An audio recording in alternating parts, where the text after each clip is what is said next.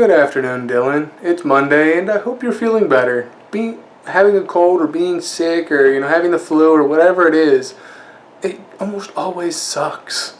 So I hope you get better, and I hope you're better by now, if you aren't already. Yeah, that makes sense. Calling our channel a lot of talk and fluff is giving a lot of credit to what we do, because I think we're way more fluff than talk. Granted, we do say a lot, but I don't think what we say generally means much a lot of the time. I'm not doing this to say that we're doing it wrong. I just don't know where we draw that line on how we divide those. So, yeah, that's just my take on, our channel of talking to each other, and yeah, there's not really much else to that statement. We just talk and hope for the best. At the end of your last video, you were talking about how people are always finding things to complain about and say that the world's a bad place. I wonder how much of that is because we've made the world such a safe place. I mean, there's still lots of risk out there. When you get in your car and drive down the road, there's still a really high chance of getting injured or killed. Flying in a plane has its risks, walking downstairs, eating food, everything we do has a risk. But in our society, we have managed to minimize these risks to a point where they're almost non-existent. I think it's like 3,000 people a year die of food poisoning in this country, which that's a lot of people. But out of the several million, like 300 million, roughly somewhere maybe, people in this country, that's a really small percentage, which means you have almost no chance of catching it overall.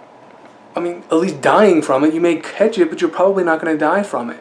Not to mention the other things that are even a greater chance of injuring or killing you. We've managed to make it so it's a minor inconvenience and not something that's catastrophic.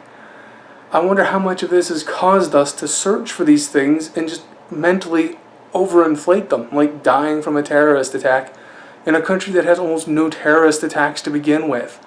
So our mentality is just overinflating these super dangerous events that are kind of sparse and almost non-existent. We overinflate them, overhype them, and make them such a big deal just so that way we can feel like there's something dangerous in our lives. So we have something to complain about that needs fixing because we fixed all the actual real issues. So we're starting to move on to more imaginary ones. I don't know how true that is. I really hope that's not the case. I may be misinterpreting everything, which I do a lot. So I hope that's what's really going on and it's not us actually doing anything wrong or something. Granted, I don't have a whole lot of human interaction to understand what's really causing some of our paranoias in this country anymore. All I see is what's on the internet, and that's a horrible, horrible place to get your information basis from most times, because people are known to lie and make stuff up and just generally be trolls on there. So it's not a good place to actually acquire information that's reliable. Anyway, Dylan, that's pretty much all I have for today's video. I will see you on Wednesday. Have a good one. Bye.